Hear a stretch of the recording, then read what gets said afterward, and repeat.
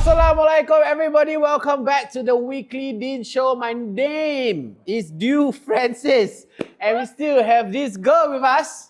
Assalamualaikum everyone, my name is Sophie and I'm just glad to be here today, Dew. Today we're going to talk about something pretty heavy, aren't we? Yes, today we are going to talk about divorce and how painful, messy, but sometimes very, very necessary. It's just not about two people parting ways, it's about families, children, community and faith. Tonight we talk about how Islam guides us through heartbreak, healing and moving forward. Are you speaking from experience, Dew? No, I am not. I usually dump people, they don't dump me. But jokes aside, divorce is actually a very, very serious topic. It's not a taboo topic. Even though many in our community avoid talking about it, the Prophet actually acknowledged this as something permissible when absolutely necessary. So the real question is, how do we handle it with compassion, dignity, and responsibility? And beyond the law, what about the heart? You know, the struggle of co-parenting, letting go, and the stigma that surrounds divorce. So tonight, we are going to dive all into it. Stay with us because whether you've been through it, know someone who has, or just want to understand, this conversation is about more than endings. It's about second chances and finding peace after the storm. Hi guys, I'm Nadira and this is Mike. So today we're going to interview people on the streets, asking them how do they handle their heartbreaks and what do they advise their heartbroken friends. Let's go. How do you handle heartbreak in love? Not very well. As someone who writes songs, I turn those heartbreaks into songs. Sometimes zero thought, if it gets too overwhelming, I do cry. I usually go for drives, spend some time alone. Maybe 2-3 days after that, go and find new one lah. Whoa! Depends on the guy. If he's good looking, I'll cry. Wow, most of my songs that I release are all heartbreaks. But heartbreaks are like my sauce. I live with heartbreaks.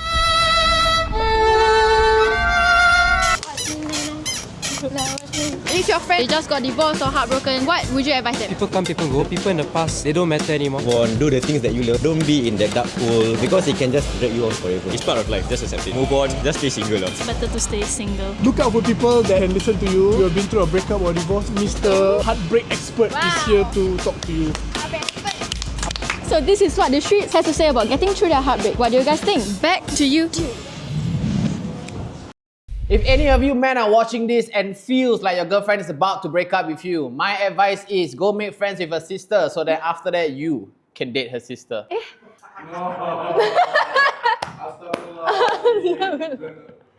No, okay, but in all seriousness, Sophie, have you been in a heartbreak before? Yes, I have, unfortunately, been in a heartbreak. Who but dumped you? Oh, I was young. Say his name. I can't. How old were you? I was young. I was in poly, 17, 18 years old. Ustazah. Haram. Yes, you know, as we all know, Islam does prohibit dating at a young age. Yes. But everyone is in their own journey, you know? Bad save, Bad save. I'd rather you just go here with, yes, I am haram at that point of time. Now I'm different. Astaghfirullahalazim, kita semua dah taubat ya. Okay, yes. Okay, Pastor, but how do you break with a heart? But to deal with a heartbreak, honestly, you have to be by yourself. You know, a lot of people think, oh, I should jump into the next relationship. That relationship will heal me. But no, I feel like we need to find healing in ourselves.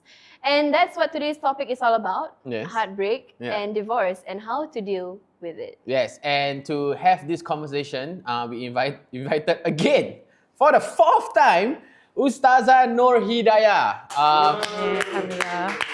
Do you want me here though? Yes, we do. At this point. Yeah, at this point. Yes, Okay. yes, 100%. This is the fourth time we're having her here, but if this is the first time you are watching, a little introduction about her. She is a content creator who shares daily reflections on faith and life. She's here once again to remind us how Islam guides us through the hardest chapters like divorce and healing. Inshallah. Happy to be here again and again and again. Yes, and again. maybe the fifth time, sixth time. You know what? Why not you host the show? Okay. Happy to have you here. All right, so when we talk about divorce is everywhere, yet people struggle to talk about it openly, especially in our community. But how does Islam see divorce? Is it taboo? Is it a sin? What is it actually? you know, I totally agree with that. Divorce is quite everywhere lah today. Yeah. And I think people tend to put like a negative connotation to divorce. But interestingly, when we go back to our roots, we go back to Islam, it teaches us that that is actually an option. Because if we understand the concept of marriage, it is supposed to bring about three things. Sakinah, mawaddah and rahmah, which is tranquility, peace, as well as mercy, as well as love in the mix. But at the same time, it tells us that when I'm in a marriage, but this marriage is not able to bring me those three things, the next question is, am I harming myself?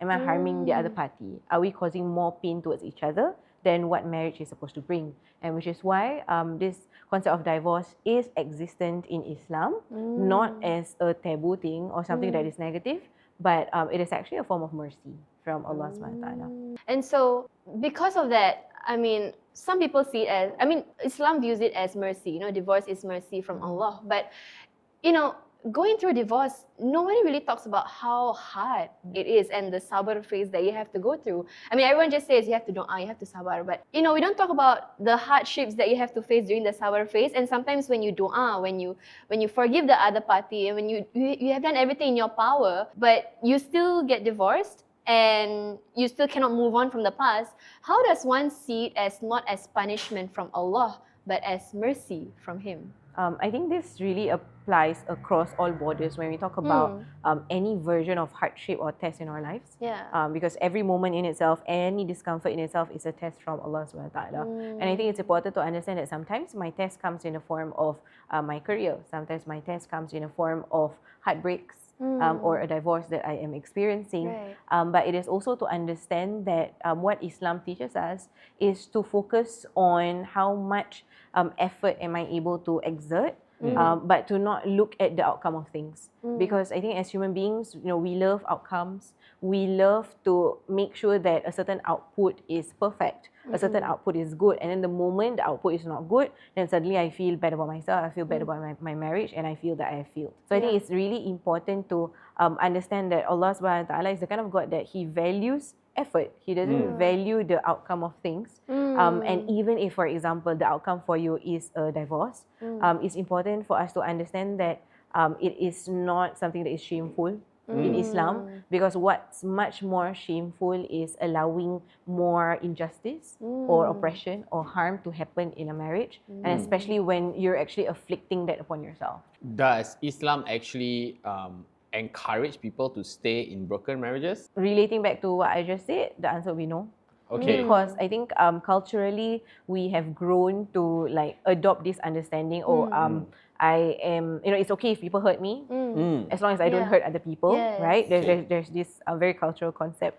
But Islam teaches us that as much as you're not supposed to hurt other people, you are not supposed to hurt yourself as well, because you are also a people, you are also a person, and you need to be merciful to others in the same way how you want to be merciful to yourself as well.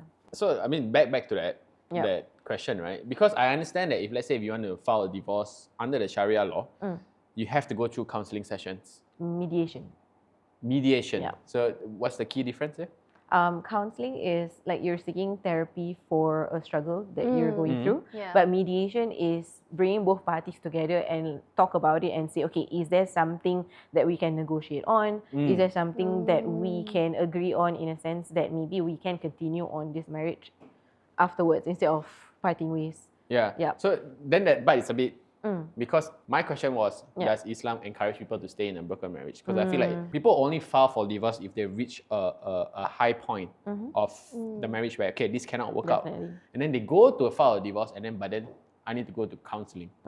A bit don't make sense to me, you know? Okay, so the whole idea of mediation is to ensure that every effort has been exhausted before we actually take that step to actually separate. Because to actually separate, you will go through heartbreak, you will go through grief, you will go through losses. And imagine in that marriage, you already have children, then you have a lot more things to think about in terms of finances, who gets the house, you need to split how many percentage. There's a lot of work that goes beyond that. And I think usually when we talk about divorce, people just view it as, oh, I just separate from this person. In this marriage. But actually there's a lot of work that goes beyond that. But the reason it's called mediation is that it is not a forced kind of thing, that at the end of the day you still need to be together. Yeah. The mediation is compulsory. However, it is there to see, is there any hope left for these two parties to still stay in this particular marriage. Yeah. So during this mediation process, what are the qualities that dictate whether this couple should still stay together or not? To be honest, I do not have the answer to that.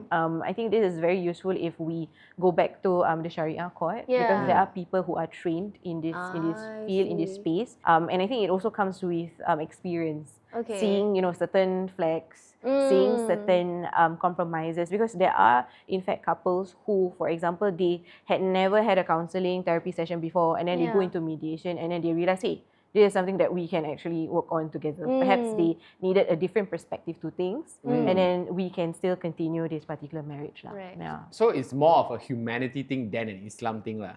Islam will always preserve the benefit of humanity. Yeah. You can read it up. There's this thing called the Maqasid Sharia.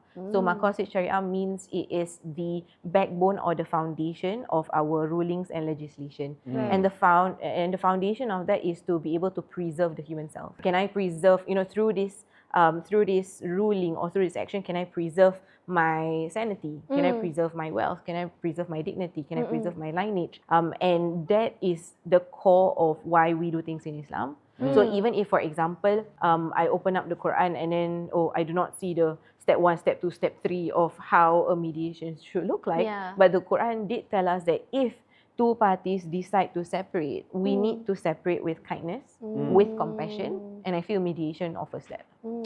So, for marriage, they say that when you get married, you complete half of your deen. But what about divorce? What happens to your deen then? Okay, that's a very interesting perspective. The thing about deen, right, is this sense of faith that we have in Allah Subhanahu Wa Taala. It is to understand that when I marry somebody, it does not mean that suddenly my deen is 100%. It doesn't work that way. But when you marry a person, what happens is that person is like a catalyst or a supportive character in my journey to help me move towards Allah Subhanahu Wa Taala. So even if, for example, a person goes through divorce, it does not mean that the person's faith from 100% suddenly becomes 50%. Right. But it's more of realizing that maybe this might not be my channel to uplift my faith, but there are definitely other areas or other channels in which that we are able to do so. Right, I see. Which makes sense, because I think, let's say we talk about marriage. Some people say it's about surrendering yourself to Allah. It's about worship. So perhaps maybe we can view divorce in that sense where, when you marry someone, you complete half of their deen. But then when you go through a divorce, it's still surrendering to Allah and going back to our Creator. Yeah, life in itself is a worship. Every single action that I do is a reflection of that worship. Right. And even if, for example, the best choice that I have right now is divorce because staying in this marriage is hurting both parties and there is no way that we are able to resolve the situation, then choosing what is better, that is also a form of worship. But of course, I think we want to balance it out. Not abusing the religion. In a sense, like if I like the house to be blue, but the other party likes yellow, and then I say, this cannot work, no sakinah, no mawaddah, no rahmah, and cut off the marriage. Cut off the marriage, let's separate. It doesn't work that way, right? Yeah, so it's always exhausting efforts to ensure that this is the last resort. But as much as it is the last resort, it does not mean that it is a shameful resort. And in terms of sins, right? Might be a wrong word to use, but in the previous episode, we spoke about the responsibilities of a man and a woman, right? In a divorce, does God see that this is entirely like the man's fault, or is it like a both of us fault? Because if, let's say, my responsibility as a man is to lead, and my marriage failed, which means I have failed to lead this marriage to a proper place, does that mean that I lose, or how does Islam see this? I think that is where Islam teaches us the importance of balance in the way we view everything. I think it's always easy to expect that, when I put in a certain amount of effort, then this will be a particular outcome that has to happen. And when it is a failed outcome, means I am the failure, I am the cause of that failure. But it is to realize that Islam, there's this whole concept of tawakkal or tawakkul, which means reliance upon Allah, but it also comes with that effort. But what is happening really is I am doing the work, but the one who determines the outcome is Allah. So just imagine you planting a seed, you give it all there is for this particular plant to grow. But the one to grow it is Allah. And in the same way, when we speak about healing, right? Healing is something that we put in the work. We do what we are able to do, but the one who heals is Allah Subhanahu Wa Taala. So I think it's not fair to tell yourself that Allah Subhanahu Wa Taala is going to punish me because I have failed in this marriage. But for all you know, you have done your part. And I think that's really important for us to remember that at the end of the day, I'm only accountable for the deeds that I do, and that if I've done my part and the outcome is not in the way that I expect for it to be, it does not mean that I have failed in that process. Right, and in the topic of healing, I think we can talk about the emotional regulation and how to move on from a divorce. Obviously, it's not easy. I mean, it's a very heavy thing to carry with you, especially when you feel like you're all alone in this process. So how does one actually find healing in Allah during this whole process? Moving on is definitely a lot of work. And when we want to find that healing in Allah subhanahu wa ta'ala, that is a really important point. Because a lot of times we say, oh, healing, I need space. Healing, I need time. But I also need Allah in the process. Because similarly to what I mentioned, I put in the work. I do what I can to heal for the sake of Allah subhanahu wa ta'ala in the way that pleases Him. But the one to determine when the healing happens is definitely God. But of course, it is for us to also consider to do things that is not harmful for us in the process. I think when you are broken, when you are hurt, when you feel empty inside, you tend to do certain things that is not pleasing towards God. But the bigger picture here is that it's also not pleasing to your own self, to your own mind, to your own emotions, to your own health. And at the end of the day, you are already at a breaking point. Then why are you putting yourself at a point to break further than that broken state that you are in? So I was raised in a divorced family. Like most of my family members are all divorced. So it's a thing in my family, right? So we are not embarrassed of divorce. It's like, you want to divorce? Okay lah, divorce. You're not the first anyway.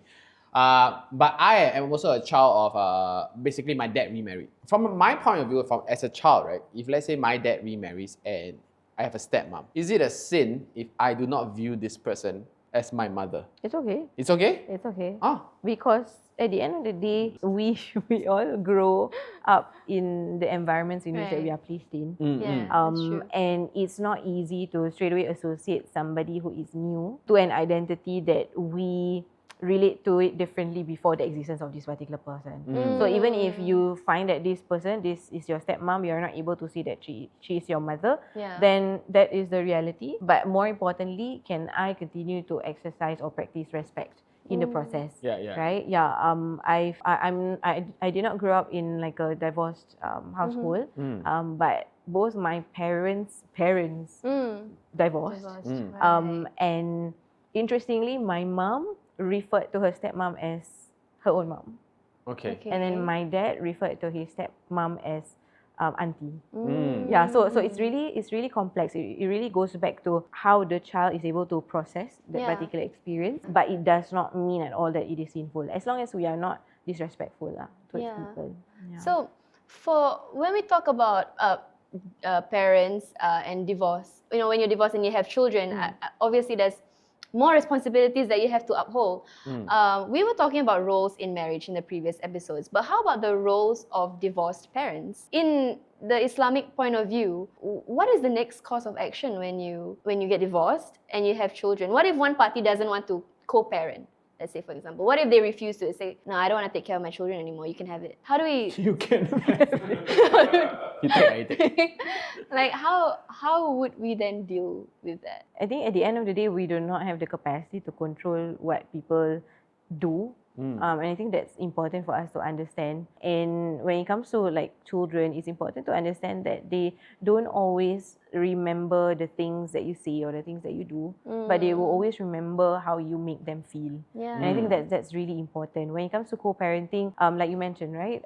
They no longer have the responsibilities as husband and wife in a marriage, but they are still tied to that child because that child is their amanah. That child is their trust given by God. And at the end of the day, if, for example, the other parent does not want to co-parent, then I am not responsible for their sins. I'm not responsible for their actions or their choices, but I am responsible for how I am taking care of this trust that is given by Allah subhanahu wa ta'ala.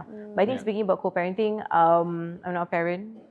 So I'm not the best person to speak more about children stuff. But we are fortunate to have a lot of centers and platforms who give support to divorced families, who give support to step families and helping them to transition from one marriage to another, and then giving support for the children who is going through that divorce. So I think it's really important to reach out to these spaces for help. Before this episode, I googled something, right?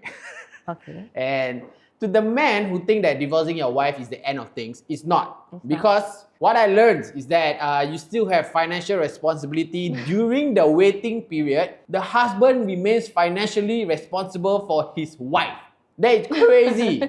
So you think it's easy to just divorce and like go by? I know. In my head, it's like that. It's like, okay, we already filed for divorce, but we haven't go to court yet to get the final, like, okay, you guys are divorced. I am still responsible. So my roles and responsibilities as a husband still stands until the court says you are divorced. Yeah. That is crazy. It's crazy. If I really hate my wife, I need to give my wife money. Yeah.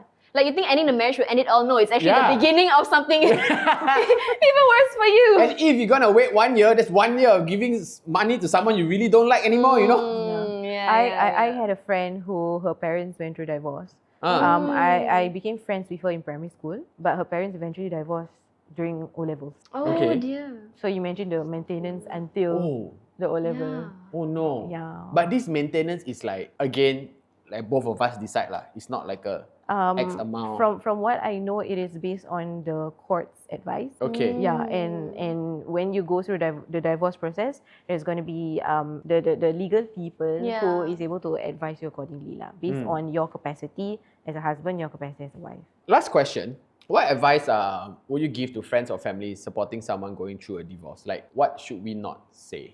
I think Find a new husband. I think putting yourself in their shoes is really important lah, right? Saying, move on aja lah. You're gonna find somebody else. People say there's a lot more flowers, a lot more bees outside.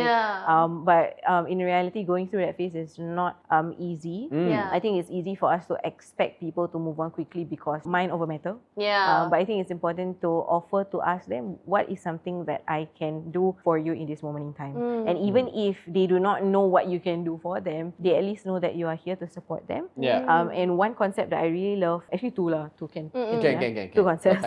So one concept is Islam teaches us, particularly the Prophet, he teaches us that a believer is not stung in the same hole twice. So meaning it is to learn that when I go through any forms of hardship, heartbreak, it's not just to move through the process with pain that you're feeling, but to also learn from that journey as well, so that we don't repeat the same mistake. The other part is that I learned that one way we can view divorce is like pruning a plant. So when you prune a plant, what you do is that you take out certain parts of it because it is preventing the plant to grow or to bloom better. So sometimes in our life's journey, maybe Allah subhanahu wa ta'ala has set for us that journey of divorce.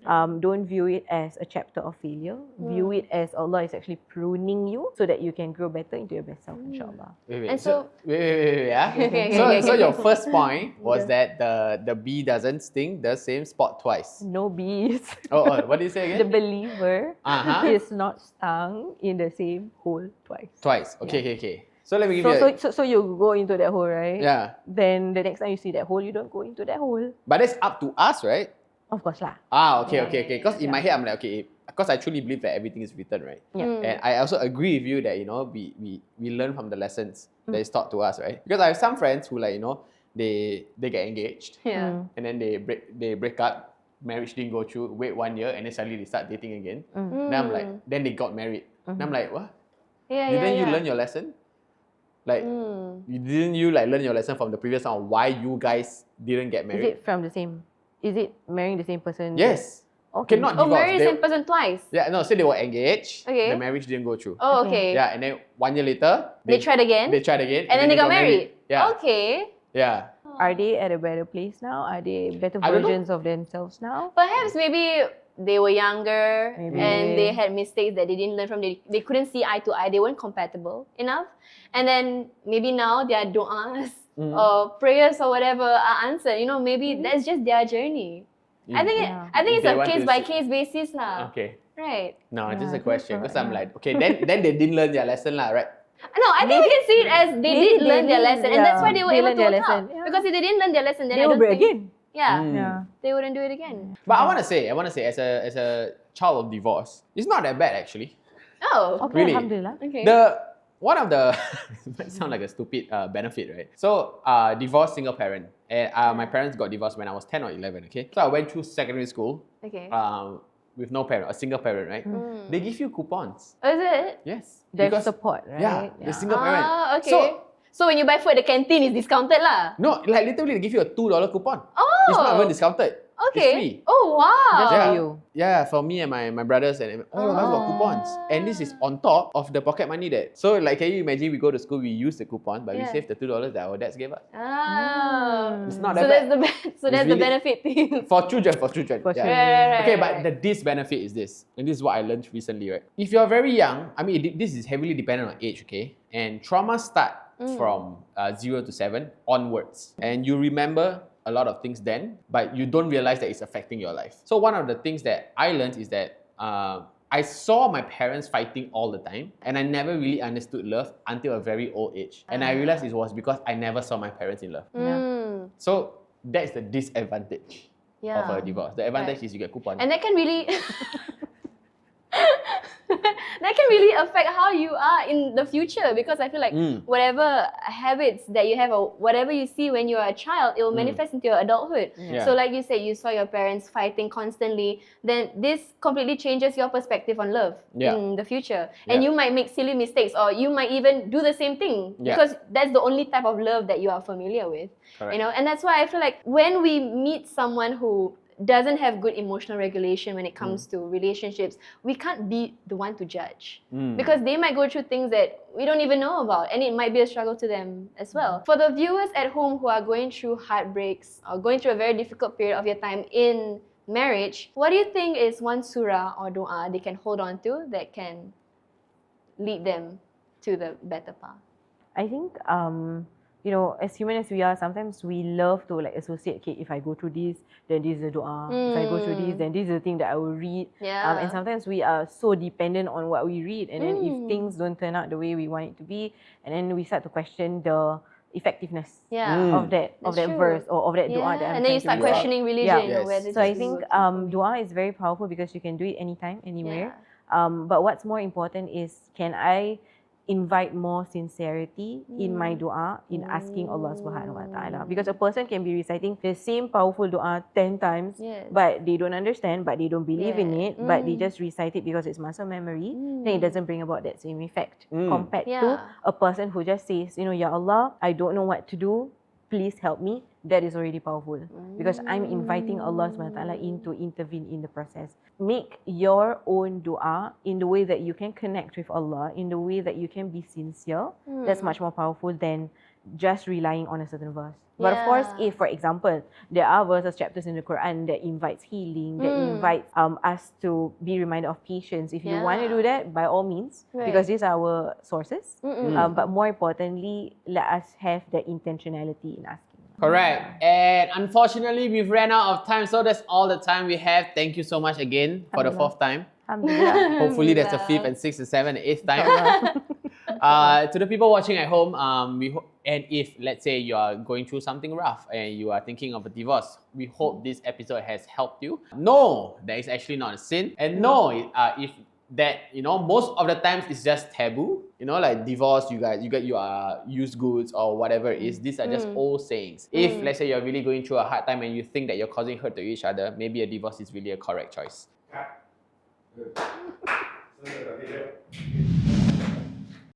Thank you, Du. My name is Deen Rahim, and the Weekly Deen Show is brought to you by award-winning property agent Zaidin. So, question for them: what property issues Zaidin can easily settle that mostly other agents hard to solve? Okay, in Zaidin, we always specialize in complex and stuck cases. So, probably there's actually one case that actually Din can share with us. My seller passed away during the transaction before completion of the house. As I remember, it's about 2 cases. One case is he's still alive when he engaged me me. Halfway through the transaction, he passed away. So we have to on hold first, engage lawyer to settle the paperwork. Then we can complete the transaction. Second transaction that I remember of is my seller passed away also during transaction period. He was sick, his health was deteriorated. His family engaged me to sell his house. And during signing of OTP, I need to go in JB to find him to sign the OTP because he's bedridden already. And I confirmed with him, are you selling the house? He said yes. And he can't hold the pen already. So I bring a stamp to get him to stamp on the OTP. Halfway through, unfortunately, I received a call from the family said that he passed away. So the transaction halt for several months and subsequently we managed to complete the transaction. There you go. Do not worry because they are the best. This is Zaidin I'm talking about. Back to the studio. So now that we've talked about divorce and learned everything from Ustazah, the question still stands. Dew, has your opinions on divorce changed? No eh. Honestly, my opinion on divorce has always been the same. Like I push for not say I push for it, but if anyone wants to divorce, I'll always say go lah. If you really that's your decision. Is it because you don't care or is it because you feel like it's none of your business to dictate? A bit of both, but like we don't know. Okay, so look, when someone is telling you that they're gonna divorce, right? They're obviously looking for a second opinion, right? But if we don't know much about the marriage, then we have no place to say. Yeah. So I would say if you really thought about it, then divorce lah. I mean, if anyone asks me if they should get divorced, look at me. Do I know anything about marriage or divorce? I actually think some of my friends should get a divorce. Okay. Right? What thing? Yeah. Look, if you're already cheating, if you're already like living separate lives, why are you actually why are you not? Why you still want to stay in the together? marriage? Exactly. Right. I know so many people in marriages that are cheating, right? So like, why don't you just get divorced? And sometimes they say, oh, my parents say this, my parents say that. But it's not about your parents, it's about God and you. Like Ustazah said, right? Yeah. Why would you stay in a marriage knowing that you're going to hurt the other person? But if they know they're already cheating and they're not being good husbands, then does the shame lie in the divorce or their actions? Are they shameful of what they did? That's why they don't want to go through a divorce and be like, oh, yeah, I'm in a happy family. I can stay here and I don't have to do anything because people don't have to know what goes on in my marriage. Of course, they're happy because they're cheating. Have you cheated before? Oh. Have you cheated before? No, I haven't. So you cannot talk. Okay? Some people cheat just to get refreshment and then after that the marriage gets better. Okay. Yeah, but some people are just cheating, then to me they're okay, divorce. Yeah, but then again I'm very different because I was raised in a divorce family, so I don't have any like thoughts or taboo on divorce. I think some of it really should happen. So if they cheat once, is that enough for a divorce? What do you think? It depends. Depends on what? Or how hot the girl is. Oh. Yes. Okay, how about emotional cheating? They're like looking at women constantly. Do you think that's considered? What does this conversation sound familiar? No lah. Alright. No. That's not emotional cheating. That's like God gave you eyes to see and I'm seeing. Okay. Yes. Okay, so what constitutes as cheating then? The actions. Like physical? Yes. I mean, it depends on the girl lah. I guess so lah. Yeah. Alright, so with that, just to wrap up the whole segment, we learned that divorce is not failure, but actually mercy from Allah. And perhaps the reason why you go through these things is because Allah has removed you from someone because maybe He has heard things that you didn't hear. And perhaps it means that you are redirected into something better. He had heard things you didn't hear. I like that line so much. Yeah. Alright, so thank you so much for watching this episode. We'll see you in the next one.